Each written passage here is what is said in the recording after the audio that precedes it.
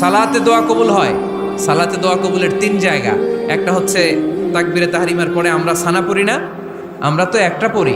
আল্লাহর হাবিব সুন্নাহ এবং নফল নামাজে আরো পড়তেন সানা, ওই দোয়া কবুল হয়। 2 নম্বর জায়গা সালাতে সেজদায় পড়ে দোয়া করলে কবুল হয়। আকরাবু মা ইয়াকুনুল আবদু মির রাব্বিহি ওয়া হুয়া সাজিদ ফাকফিরু ফিহি দুআ। বান্দা যখন সেজদায় লুটিয়ে পড়ে, বান্দা আল্লাহর সবচেয়ে কাছে চলে যায়।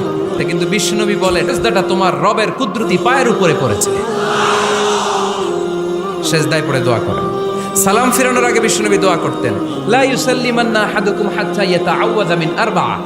আল্লাহর হাবিব বললেন, 4 জিনিস থেকে পানাহ না আছে আমার কোন উম্মত যেন সালাম না ফিরায়। তারা যেন পড়ে, আল্লাহুম্মা ইন্নী আউযু বিকা মিন আযাবিল কবর, আউযু বিকা মিন আযাবি জাহান্নাম, আউযু বিকা মিন ফিতনাতিল মাহইয়া ওয়াল মামাত, আউযু বিকা মিন ফিতনাতিল মাসিহিদ দাজ্জাল।